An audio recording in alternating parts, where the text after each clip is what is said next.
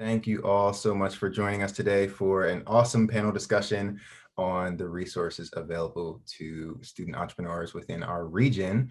I'm very quickly going to give an overview of the panelists who are joining us today, and I'm going to ask that they introduce themselves to you all as well.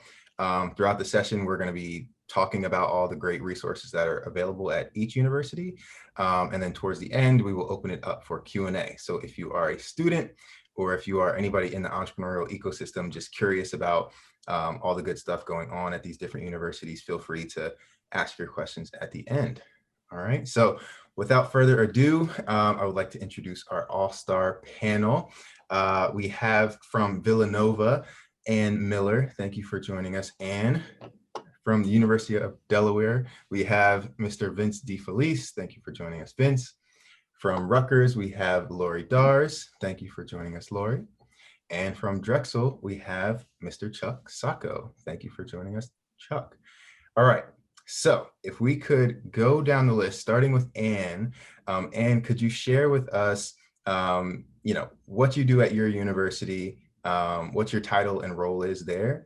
And then also, could you share with the group, where you went to undergrad and if you went to grad school as well?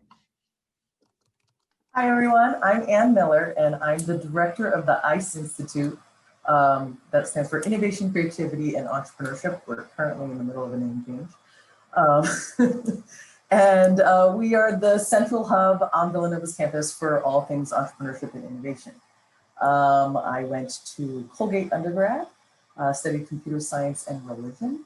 And I went to Penn for grad school. I went to the Graduate School of Education and studied education entrepreneurship. Awesome. Thank you so much, Ann. All right, Mr. DiFelice, how about you? Mute. I'm muted because the guy's cutting the grass across the street. My name is Vince DiFelice, and I'm with the University of Delaware, Horn Entrepreneurship. For those of you who don't know, Horn Entrepreneurship is unique in that we are connected to all 7 colleges in the university. So we're throughout the university. I'm on the faculty there, and I also direct a lot of the co-curricular entrepreneurial programs that we have. I'm a Philly guy, born and raised in Philly. I went to LaSalle University undergrad, and then for some silly reason, the folks at Penn accepted me into grad school. So I went to grad school at Penn. Awesome. Thank you very much, Vince. Next up, we're going to go to Lori. Hi, everybody. I'm Lori Dars. I'm Associate Director in the Office of Economic Development and Innovation at Rutgers. I'm also the Director of our iCore site.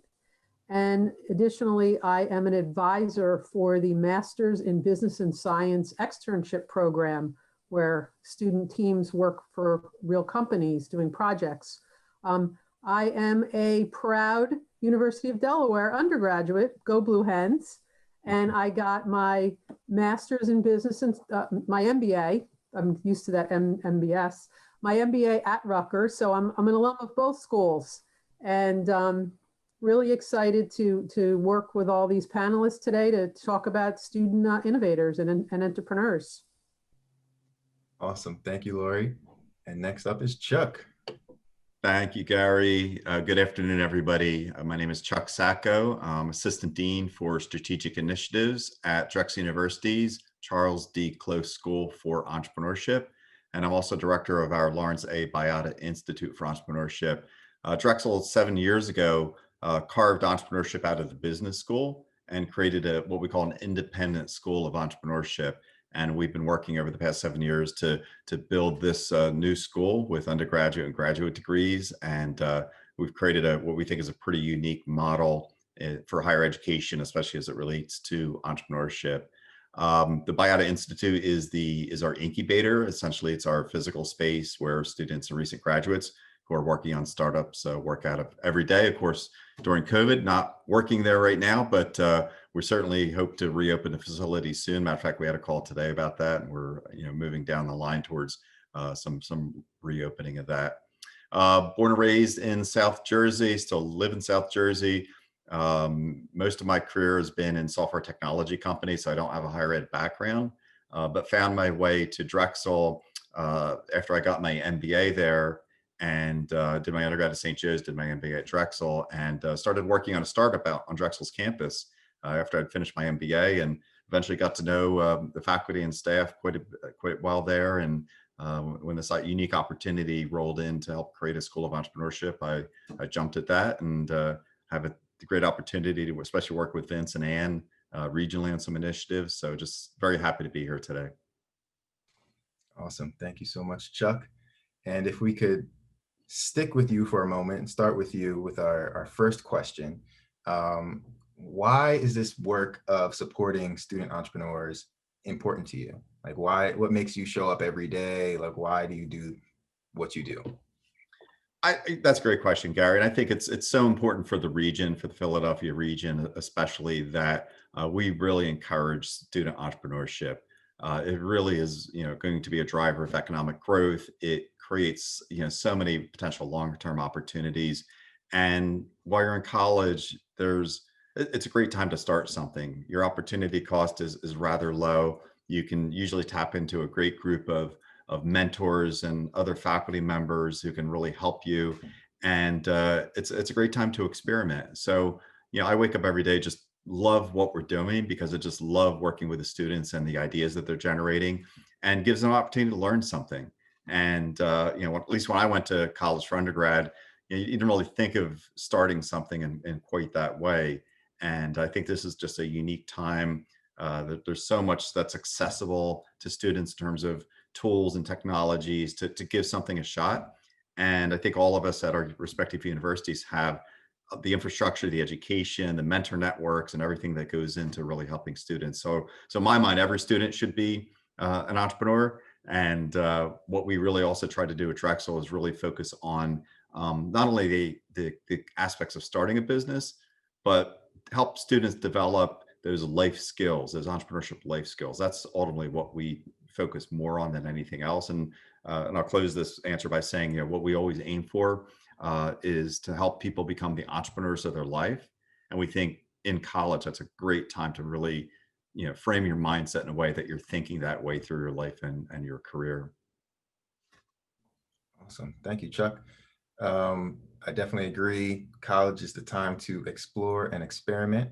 And would love to go to Vince next, because I know that Vince has a an outlook that students can use entrepreneurship to get them to a few different places in their lives. So Vince, would love to hear why you do what you do, and sort of how you see entrepreneurship allowing them to forge a path towards purpose.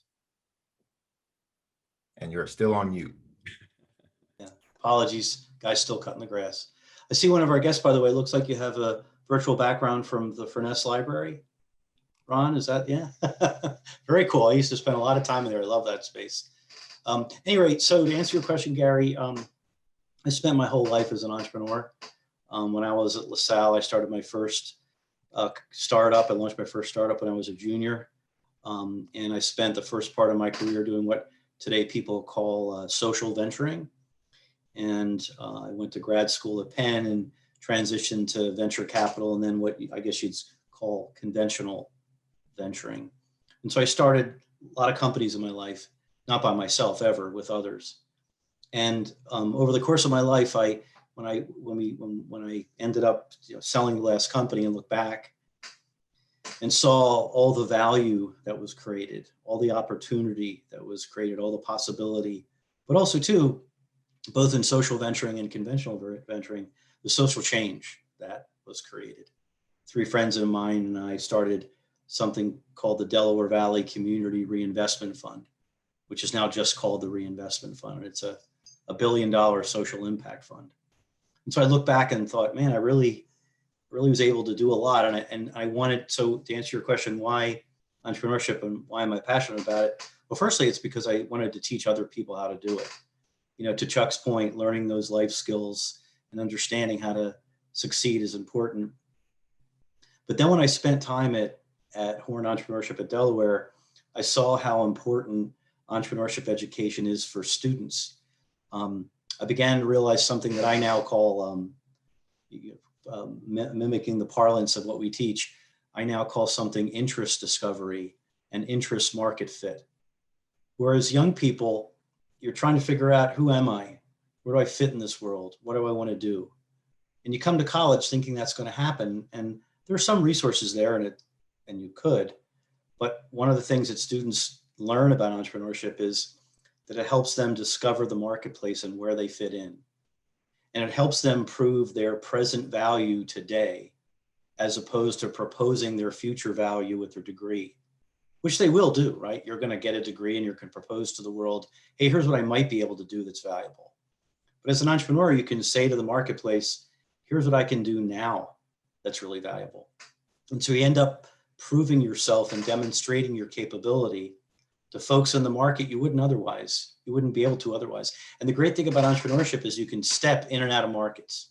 You can explore what a person's life is like in their career. What do they do? Why do they do it? And I'm not talking about shadowing. I'm saying approaching people and saying, I'm an entrepreneur.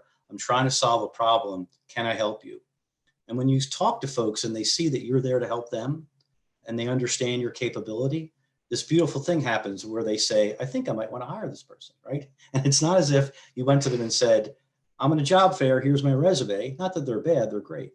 But entrepreneurship is a way for you to discover your interests and then to learn the market in which your interest fits and then prove yourself to that market.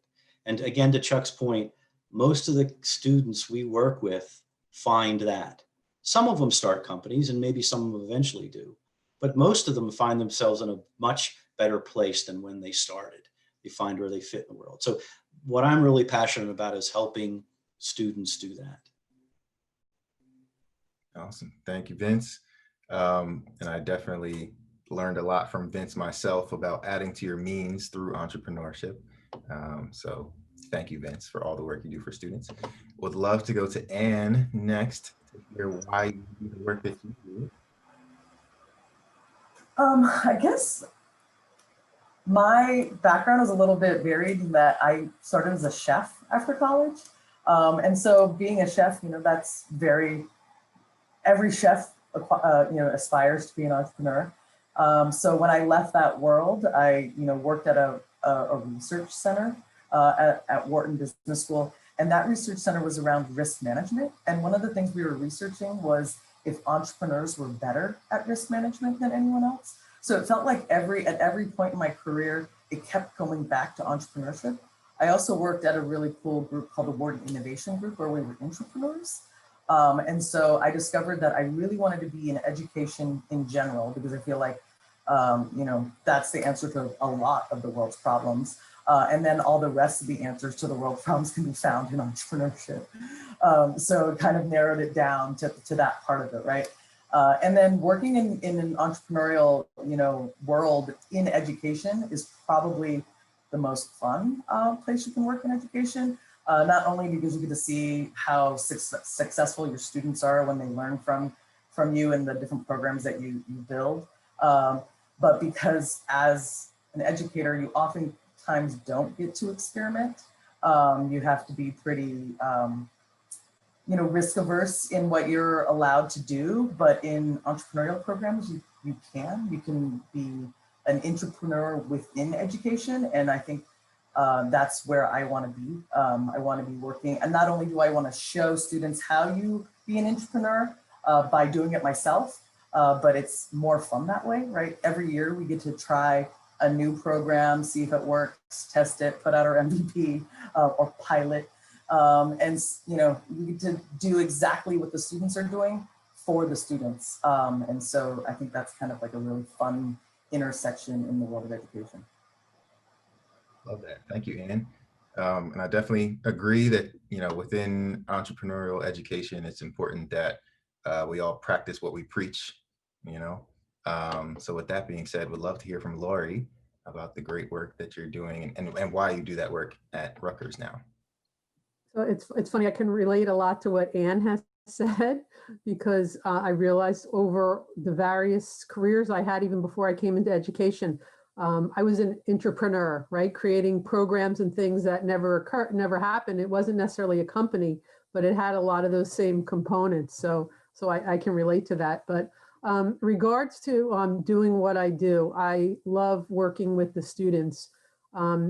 so many people have jobs, but when you work with students that are entrepreneurs, they have passions, and they are just so energetic and so enthusiastic. And, it is a time of low risk for them. So it's really the best time to think about starting a company, because you're not spending a lot of, time, and you're not spending a lot of, money to start your company when you're in a university setting. So it's really a great time. And I find that whether the students continue with the venture or not, they learn so much skills, more so than anything else. I mean, they're learning from their educational programs, they're learning from clubs they're doing, they're learning from internships. But when you're starting a company, it's like a 360, right? You're learning about finance, you're learning about marketing, you're learning about the industry you're in.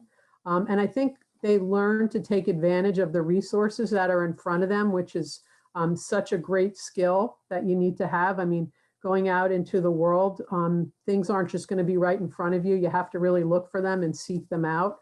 So I love, the things that they learn. With our I-Corps program, it's 5 weeks. And what is so amazing is the transition that can happen even in a 5-week period, when you see people after they're going out and they're talking to potential customers about the problems they face. The light goes on after. Sometimes it's 2 weeks, sometimes it's 3 weeks, sometimes, it's a month or two after they finish the program, and they realize that they've got something, that there's a problem that they're solving for. So it's just a really, really great way to spend your day, is to work and help people solve problems. And also, like Vincent said, if you can work with someone who has a social enterprise, and they're solving a societal problem, or even just helping a small group of people solve something that they couldn't do, it's just a great way to to be something to be a part of, when you can assist those students. Totally agree. Thank you, Lori. And to stick with you for a second, everybody sort of mentioned that it's a relatively low risk that these students have to start ventures in college. But what do you see, from your work with students, what do you see has been some of the biggest challenges that face students while they're working on ventures in college? So, a lot of them will initially say they need funding, but then when you actually talk to them, you realize that they need mentorship. And I think it's someone to kind of help them, guide them through the process. That's what I've seen from talking to many students. But I did approach one of my entrepreneurial students who I worked with for a number of years, and he said the biggest challenge for him was time and focus, because there's so many conflicting things that these students have. A majority of them, besides going to classes, have some sort of job or internship. They're often involved in clubs, and then they're doing a startup. So really focusing on that startup and dedicating the time that it needs in addition to everything else. So yeah, I think that's a really key point, is helping these students do things, helping point them to resources, making things simple for them, because they are so fragmented with their time. Yeah, thank you for sharing that. I definitely agree and can relate. I majored in exercise science, ended up minoring in entrepreneurial studies after discovering entrepreneurship, and certainly spent more time on my minor than my major. But that being said, Anne, what's your take on biggest challenges facing student entrepreneurs? Definitely time, right? More than anything. At Villanova, the course load is really, really heavy. So I feel like students really struggle with balancing how they do all their fun activities and, put in the time to work on a venture. We always tell them to try to double down by doing courses that kind of fit with what they're working on in their entrepreneurial venture. But time more than anything. And then, yeah, mentorship, because they don't know which steps they should take next, right? And so they sometimes flounder by taking the wrong steps or focusing in the wrong space, and instead of probably what they should be doing. But yeah, At the same time, I don't think it's that much of a challenge for students to work on entrepreneurial ventures in college. So just finding the balance. Thank you, Ian. Let's go to Vince next. Vince, what do you see as biggest challenges facing student entrepreneurs? Yeah, thanks, Gary. I'd say it's twofold. I'd say firstly, it's those who have interest in entrepreneurship. They all feel like they have to have a great idea. They all feel like they have to have a great idea to get started. And sometimes that frustrates them. Sometimes they feel insecure if they don't. They feel they should have it. And the reality is you just need to be curious. And the way to satisfy that challenge of thinking you need to have a great idea is to be around others who are trying to do the same thing and learning that it's about the problem and then trying to understand the problem that they might want to pursue. And that leads me to the second challenge. So the first challenge is, how do I get started? Do I need a great idea? And then they learn, no, it's about the problem. And the second question becomes, what's the problem? And I'd say the other great challenge is that young folks have lived 18, 19, 20 years when they're pondering these questions. And so oftentimes when I'll ask them what their problem they're working on, they'll say things like, how to get pizza delivered to my dorm faster or something like that. And so the challenge that's there, I think, is a huge opportunity, which is this. You're in school now. You have X number of years to find your way in the world, your direction in the world. So maybe what you should do is thinking about solving a problem associated with something you're really interested in, and then look for the market that interest fits in. So few people think about opportunity that way, right? What am I going to be when I grow up? Oh, I pick a job because my parents do it, or I saw something cool in the movies. The fact is, jobs, opportunities, problems, they reside in markets. And what you need to do is you need to find where your interest and the problem associated and what market it fits into. Those are the greatest challenges because I think they're at the core of it all, right? Because if you begin to work on solving a problem associated with what you're interested in, and you begin to explore the market where your interest resides in terms of launching a startup, what happens is you, as I said earlier, you begin to see where you might fit in that market. And sometimes it's launching the startup solving the problem. I'm getting really Italian here, sorry. Sometimes it's launching, you know, it's the launching the startup associated with the problem. But other times it's, oh, I might be able to work in this place. And then you can do both. And then you can balance both and you can try to do both. So I would say those are the interests. And I guess I could go on and talk about balancing both, but I won't take up all the time on that. But I think those are the two greatest problems, figuring out where to begin and understanding it's about your interest in the market it fits in. Absolutely. Thank you, Vince. And I do want to remind all of our attendees that we will have a Q&A in the next maybe 10 minutes or so. So if you want to follow up on any of the things that you're hearing now, definitely feel free to take notes of the questions you have. But let's go to Chuck to hear about challenges that you see facing student founders. Thanks, Gary. And this is like improv, right? Everything I'm going to say is an and to all the prior things, because everything that's been said to date by Ann and Lori and Vince, exactly on point. And actually to Vince's point about, that what are students like picking to work on, there's the dilemma of what we call the 5-minute problem. And sometimes students focus on those things that, if you just woke up 5 minutes earlier, it's not really a problem. So it seems like it's a problem, but it really isn't a problem. So, focusing on the right stuff is really important. And I love Vince's advice in terms of thinking about, where do you want to be, as opposed to maybe trying to solve a problem that in a couple of years you're not going to care about. That's pretty important. But over and above that, then it really comes down to the two biggest constraints that any entrepreneur has, and that's just time and money, right? It's human capital and financial capital. There's always going to be your two biggest constraints. Now in college, the financial capital thing maybe isn't as big of an issue because you don't necessarily need to spend a ton of money necessarily to build something. There's a lot of resources around you. You can oftentimes find pockets of money through competitions and other programs. Sometimes I say that's kind of the least of your concerns in the beginning, because sometimes too, if you have too much money, you're going to do the wrong things. You know, a good case study that very recently, if anybody knows Quibi, you know, Quibi, $1.5 billion of capital raised and by Jeffrey Katzenberg to create this short-term video mobile platform, and they're going out of business, right? Too much money, right? They're going to blame COVID and this and that, but at the end of the day, they had too much money and didn't really focus on what people cared about or what was maybe important to them. So then it still comes down to human capital, and with that in my mind, it's two key things. One is, you know, who's on the bus with you? What do you look like, and what does your team look like? And what I find, students that can't put together an effective team fail almost every time.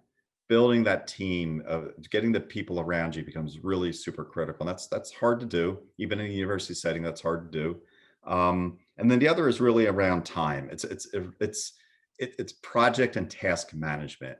And I spent a lot of time with our students really trying to figure that out. And I forget it was Anne or Lori kind of talked about, all the things that a student has to do and deal with. I know for Drexel, especially since we're a co-op school, which means you do 3 separate 6-month internships through the 5 years at Drexel, that time management becomes so critical because you have so many other things going on. You have your classes, you have your friends, your significant others, your social activities, and then for Drexel, you have co-op, and you have everything else that might be going on, and really trying to stay on task with what you're doing is particularly challenging. So we try to spend a lot of time with students really trying to do a much better job of managing their time, managing the project, managing their tasks associated with it, thinking logically and structuring it in the right way. And look, everything's always going to change, the best laid plans, right?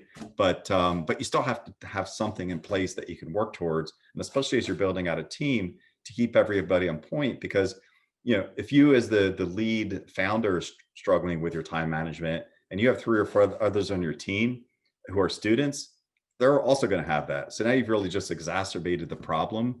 And I see so many interesting ideas fall off the rails simply because they just can't get their house in order. So that's basic blocking and tackling, but it ends up being, I think, so critical to being effective. Absolutely. Thank you, Chuck. And I know Vince also has a saying that people will get on your bus and off your bus, and that is okay. That's one of my favorite lessons learned.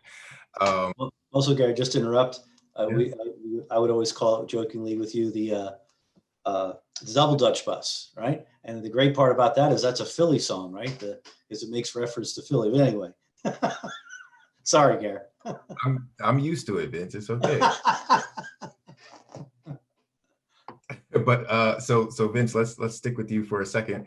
We're talking about supporting students while they're in college, but from your perspective, what do you see as one of the biggest challenges facing these students after they discover entrepreneurship? They find a passion or something they care about. Maybe they're working on a venture, and then they graduate. What challenges do you see facing students after they graduate? The students who want to continue working on their venture, and how are you currently supporting those types of students? Yeah, sure. So the way I look at that is I share with folks is that's a problem you want to have. And so I look at it as when I was a kid and I was at LaSalle and I started a company when I was a junior, and then I graduated and I had this company, and I had to try to figure out how to balance all these things. So, that's definitely a problem that you want to have. But the way that we try to support students is that the way we look at it is that we support them from high school through college and into their alumni life, and maintain a relationship going forward. So what do I mean by this? We have this effort we've offered at Delaware for quite some time now called the Diamond Challenge. And it's a global enterprise where students from all around the world pitch concepts from high schools in Ghana and parts of China and Israel and you name it. And they come to Delaware once a year, and we have this sort of international Olympics of high school students. And then some of those kids go to college, and if they come to Delaware, then we support them through the programming. And then when they graduate, we continue to stay engaged with them. So Gary, you're part of this new alumni council we have, where we bring our alumni together. But then we also include our alumni in everything we do. So they serve as mentors, advisors, guides, because they've been through it before and they understand how to experience it. And then we continue to support them as they're trying to meet their challenges as young entrepreneurs. And so, you know, I can't tell you how many of them, one of them's actually on the call right now, where, you know, they'll say, hey, I've launched my company. I need this, that, or the other thing. Can you help me with that? And so we connect them to all the resources. So it's just continual. It's whatever the resources we have are provided from high school to alumni and through to when you're finished. Awesome. Thank you, Vince. Anne, what's your take on supporting entrepreneurs after graduation? I think a lot of students, when they graduate, they flounder a little bit because they run out of the free legal services and the free space to do work. And, you know, sometimes they're no longer eligible for the big competitions. And some of the competitions are really awesome because they kind of give you some steps, right? Do this, then that. And so there's really some really easy roadmaps to follow while you're in school. And then they're just peppering you with speakers and mentors and, you know, everything under the sun. So a lot of them really struggle right when they graduate. Maybe they aren't getting the traction that they think they should be getting, and don't know where to go next. So, I mean, at Villanova, all of our programs are open to alumni, or not all of them, but most of them. But I think a lot of them, we push towards larger, you know, national or state or local incubator programs. You know, I'm always like, go to Dream It Health, go to the different things that are available in Pennsylvania, and stay active in the alumni network, right? Because not only can they come to our speaker sessions and stuff like that, but just by connecting with other entrepreneurs, they're able to, you know, find some kinship and some support and you know, like-minded people to help move them forward. But yeah, I mean, a lot of them will leave and go, think they need to go to San Francisco or think they need to go to New York in order to find funding and stuff like that. And then it gets really hard. So we try to support them in any way that we can. And hopefully they stay on our mailing lists. I love that. Thank you. And definitely want to keep all these amazing students in our region. Lori, how about you? Do you see challenges facing students after graduation? Yeah, and you know, it depends a lot on the students. So, you know, there's some of them are struggling with student loans. So, you know, they have to do entrepreneurship part-time. Others have, you know, pressures from family members to get a real job, as they call it. You know, we all know entrepreneurship is about the realest job that you could possibly have.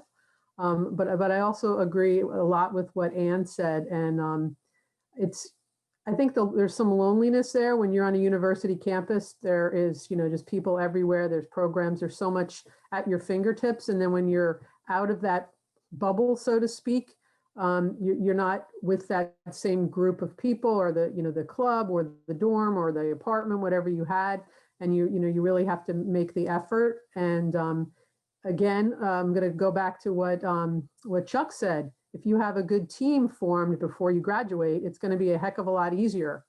And that's really, I think, the difference. If the team is good, they'll find a way, or they'll pivot to something else. If it's a solopreneur, it's a lot harder.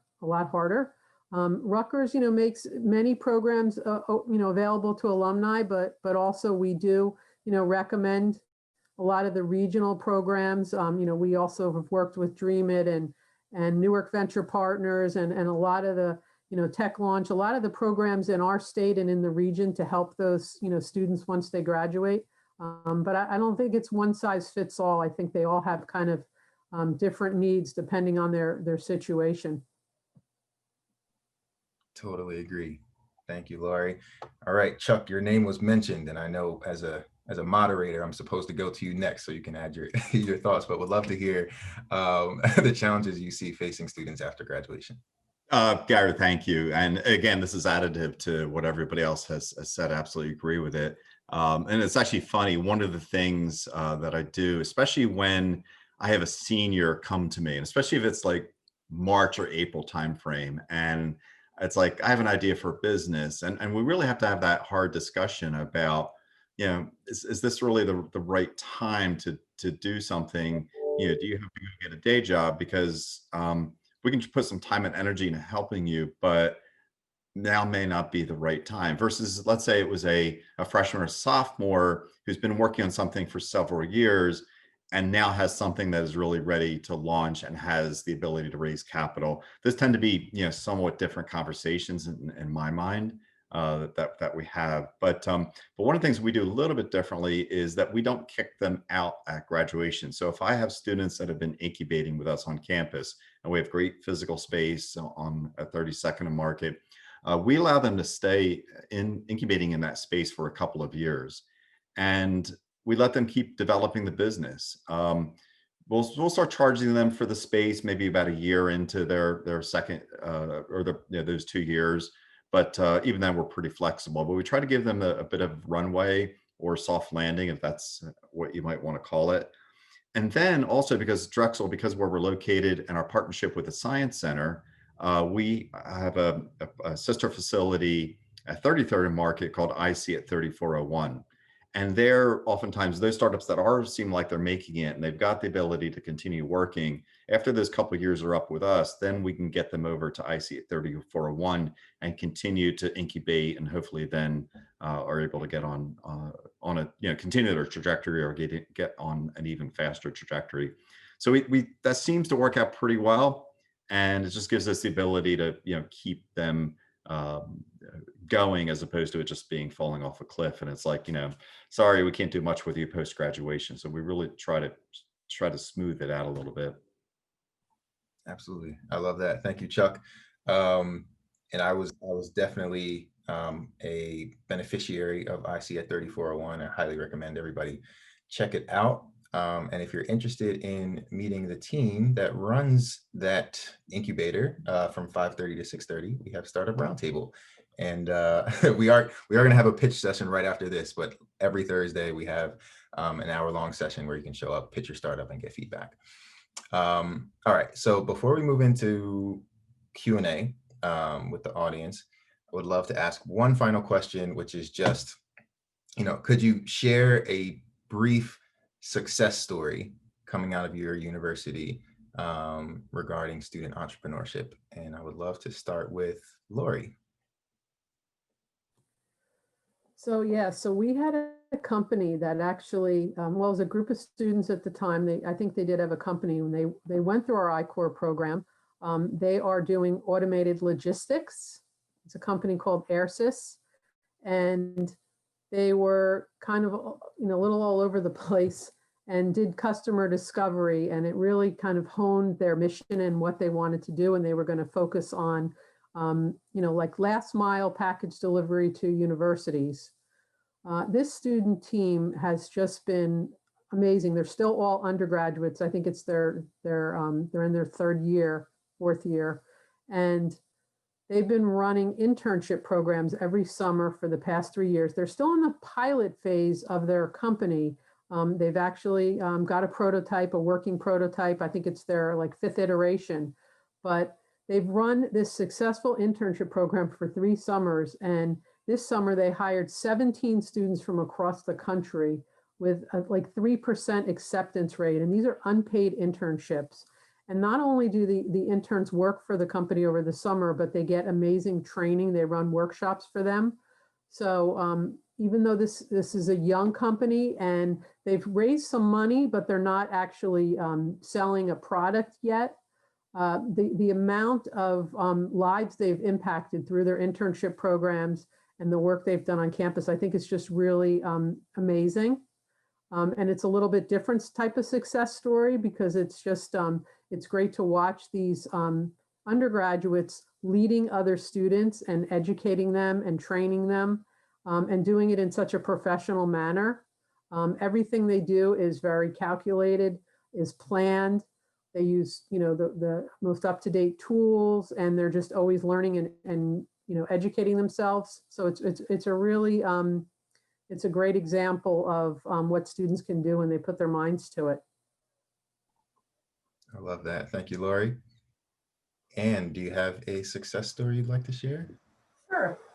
So we had two students at Villanova that participated in all of our programs and built the company they built after school was over, but they participated in all of our competitions and things like that. And so I think they learned a lot along the way, but the company that they have now, I think is super cool, solving a problem that one of them personally experienced, which was lactose intolerance and the love of ice cream. So they developed a lactose-free, dairy-full ice cream called Beckin, and it's now in Whole Foods. So if you see it, it's delicious. And it was a nursing student and a business student who got together and came up with this idea. So they're quite successful, and they make delicious, delicious frozen foods. Love that. Thank you, Anne. And that brings up another great point that, students from different departments, in different colleges should collaborate and work together and form teams to come up with some awesome innovations. So thank you, Anne. Let's go to Chuck. Chuck, any good success stories you'd like to share coming out of Drexel? The one I'd love to share that I'd love to take credit for, but I can't because we had really nothing to do with it, was GoPuff. And you guys may have heard of GoPuff. They've now raised another almost $400 million. They're valued at $4 billion. They're a unicorn in Philly, and they're a B2C type startup, which is pretty rare for Philadelphia. More like the B2B region, eds and meds and all of that. And the GoPuff team, they founded GoPuff at Drexel. But quick kind of side story in the beginning, because they were somewhat associated with products that maybe universities don't want to be associated with. Drexel kind of kept them at arm's length. But as they evolved their business model over the years, now they're really a on-demand convenience store that sells everything. It's been okay, and we've actually engaged with them very closely. The team, they come on campus to speak, and they've given us some money for a scholarship, and we gave them a big award last year. So it's been really great to see that the GoPuff team develop, and coming out of Drexel. I think they started around 2012 or 13. So it's been a lot of fun, but we had nothing to do with that success as a school or an institute. But the ones we do, I mean, there's so many that I'm so proud of that we work with every day. One of them is a company called Orai. So it's ORAI. And it's a speech analysis application that uses artificial intelligence technologies to analyze how you speak and present, and then gives you real-time feedback. And it looks for things like filler words like ums and ahs, and it looks for your pacing and your modality and just everything that goes with how you present and how you speak. And it's really cool. So it was a College of Engineering student, a College of Computing student, and an entrepreneurship student that came together to really try to figure this thing out. And they launched the app. They raised, they got into the Comcast Techstars program, Lift Labs. They raised $2.4 million a couple of years ago from some high-profile VCs, and they've been off to the races ever since. So it's a really cool story because of the way the team came together. We actually got some insights into the challenges of the team. I talked about team earlier, so we actually built a case study around them that talked about the struggles of putting together an early stage team, because they almost didn't make it at multiple points through their trajectory. But we're really proud of how they came together and the kinds of things that they did. But I could go on about the startups that we work with. There's some great ones in the nonprofit world that are doing great work, and we're just so proud of all of our students and the things that they're doing. Certainly some big successes. So thank you, Chuck. And I would say, I mean, to Anne's point about students, participating in various programs and things like that, I would say that all leads to the success, whether it's right out of college, in college, or, however many years out. It's all due to the great work that you all do to support student founders. That being said, Vince, any success stories you would like to share? Well, half and a dozen of them are on this call right now. There's you, right? And then there's Abu, Chuck. They're the sort of the international version of GoPuff. They're called Potluck. That's Sori. He's on the call. He's got a virtual reality startup, Cha. She's got this fantastic startup around building community and bringing sewists together and supporting them. We've got Matt Sapinero. He's got an artificial intelligence company that is right now focused on COVID. So I got a bunch of them on the call right now. But to add to the folks that are on the call, and I'm going to see if I missed anybody on the call that's from our crew. But to add to that, I guess I would preface it this way. And I had this prepared for your question, Gary, about students who are really motivated. And I'll just say this. So I tell the students all the time, you live in a really special point in time for 3 reasons. The first one is in '93, Mosaic was released, and it was a browser. And it was the first easy to use, easy to install browser. And when that happened, the entire virtual channel opened. And so just before you were born, commerce went from engaging in commerce physically to now having the option to engage in commerce virtually. And then shortly after that, those in the practice and those in academia began to compile methods of entrepreneurship that Chuck and Ann and Lori and I teach, which weren't taught when we were doing this stuff. And then thirdly, right in our backyard in Wayne, PA, is a group called B Corp. And they're leading a political movement to create B corporations that allow for social ventures to become born. So you live in this beautiful point in time where the virtual channel exists, which means the cost of getting into business is much lower and easier. You can be trained and you can engage in social ventures in a way where you just couldn't before. And so from that, we've had any number of students lever that and do great things. And 2 that just leap to mind are GeoSwap and Wilminvest. I think, Chuck, you've met both of these kids in contests we've been in. But GeoSwap, they launched while they were at Delaware. They launched a company afterwards, sold it 2 years later to a much larger company. Wilminvest are a social venture where 2 young men looked around and said, there's all this abandoned property in the city of Wilmington and all these people that are on the street who are struggling with addiction that need a place to live. And there are social agencies that pay for their bed. They pay on a per bed basis. Why doesn't all this come together in a reasonable way? And they now are on their 4th home. What they do is they buy homes, they rehab them, and then they bring social services into the home and they help those who are struggling as the social agencies pay on a per bed basis. So they're helping solve the problem of the challenges the public sector has, the challenges the private sector has. And my favorite story about them is they went to the Next Gen Summit. If those of you know Next Gen, and they thought they were invited to pitch, and so they went there with full intention to pitch, only to learn when they got there they weren't invited, but they forced their way on the stage anyway. Quite frankly, knowing those guys, they probably knew they weren't invited anyway, but they showed up, and and Next Gen is a series of days of presenting, and then the final day you present to the entire group, and it takes place in the Javits Center in Manhattan, if you know the Javits Center. So imagine the Javits Center filled with all these young entrepreneurs. That's what Next Gen is, it's young entrepreneurs. And they pitched, and after it was over, the CEO of Priceline and his wife came up to him and said, how much money do you need for your first house? That's the beauty of what we teach and what we do, right? You live in this special point in time where there's all this possibility, and we provide you all these resources to guide you. So in terms of success stories, there's so many, and they're across a wide spectrum. And they're from GoPuff to a kid who just finds a place where they belong in the world and they're happier. And they wouldn't have been otherwise if it weren't for entrepreneurship. So that's, I guess, how I would respond to that, Gary. I would say that was beautifully said. Thank you, Vince. Thank you all for sharing those amazing success stories. We've got about 10 minutes left before we switch over to our student founder pitch showcase. It's a little bit of a mouthful, but does anyone have any questions? Emily, do we have any questions in the chat? It looks like maybe there's one from Sam.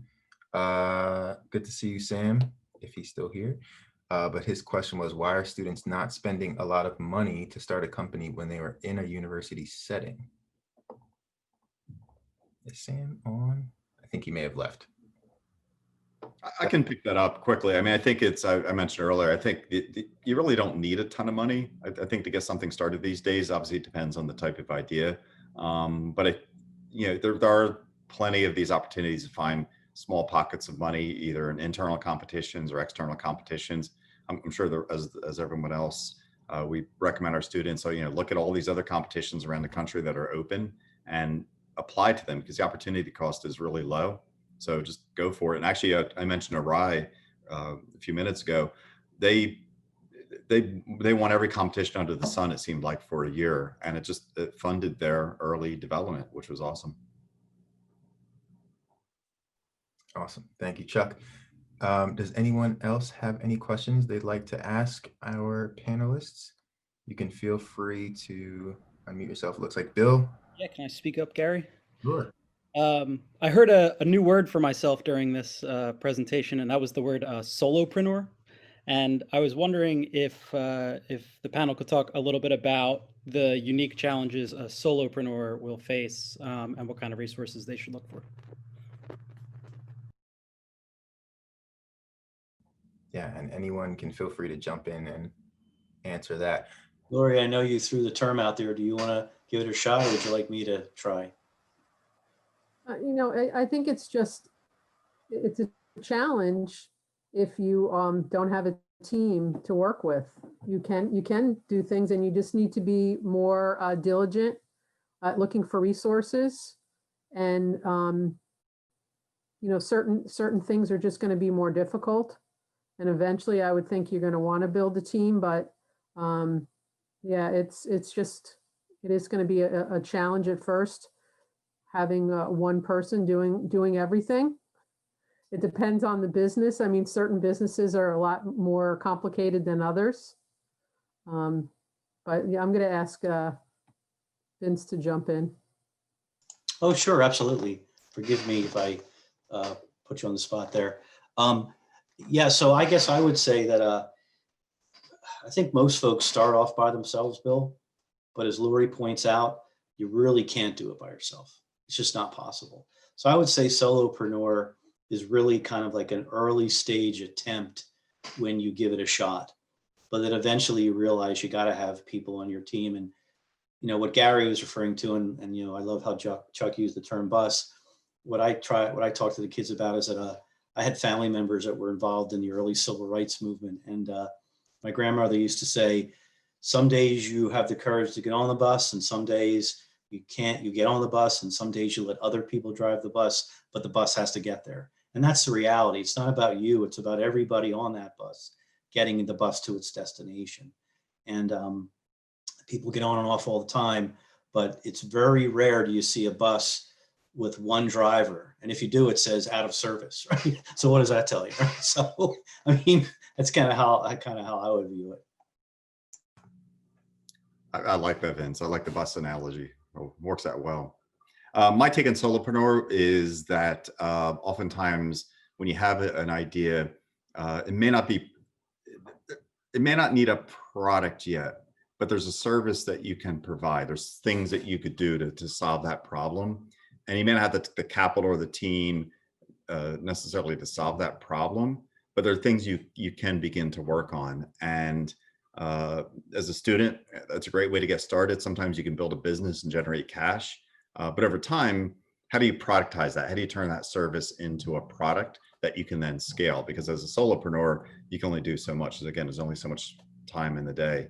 So we always challenge students to think about how could you start it as a services business, but later think about it as a product that allows you to then really grow.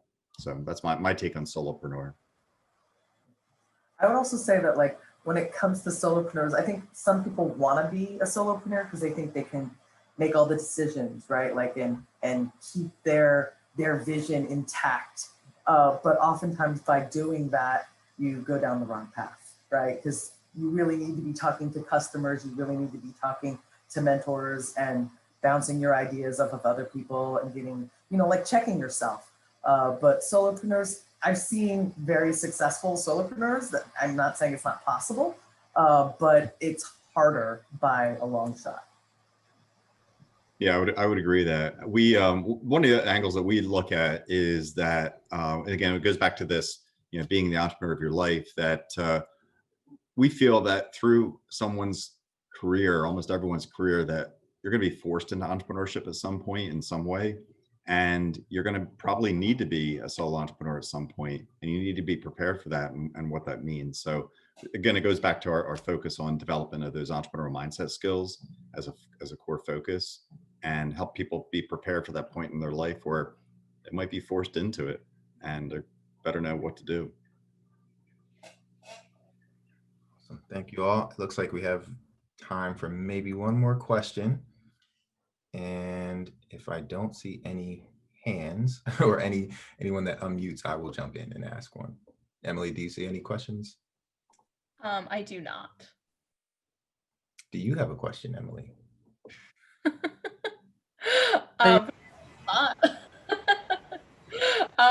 No, Garrett, I think, Tracy, was that you raising a hand? I'm raising my hand. I will call on Tracy.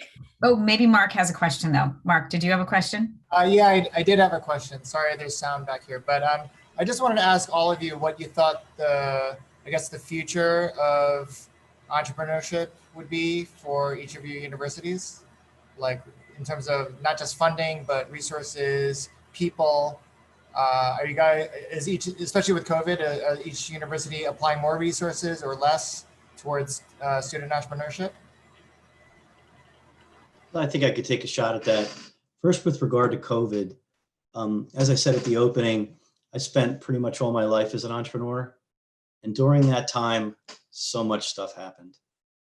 9/11, SARS virus, stock market crashes, housing market crashes. And after a while, you begin to realize S happens, right? And and everything in life has a beginning and an end.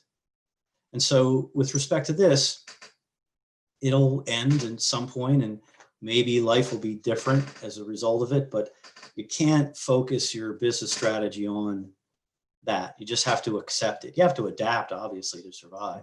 And even then, when those things happened, we didn't blame them for our failures, of which there were many, and we didn't pat ourselves on the back when we succeeded because of them either. So that, I guess that's my reaction to COVID. With response to your question about entrepreneurship in universities. So when I was a kid, there was no such thing taught. And then I went to Penn and I met this really cool guy named Ian McMillan. And he was the very first entrepreneurship teacher in Philadelphia, really. And he was just the best, right? And that was like, goodness, the early 80s. And since then, it keeps growing and growing and growing. And now, I mean, Chuck, you're heavily involved in a lot of the associations and so on. I don't know the number, but I think it's like out of the 4,000 universities in the US, like something like 500 or so or more have entrepreneurial efforts.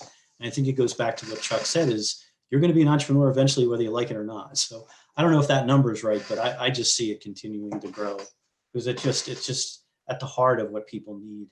Yeah, I'd agree, Vince. I mean, we see it through some of the associations, national associations, international associations, that the growth of entrepreneurship education is just amazing. Other universities, taking entrepreneurship and again, taking it out of the business school and really doubling down and focusing on it. I know, many of our universities locally here are, doing that in some way, shape, or form. At Drexel, our growth has just been, amazing. Our donor support is off the charts.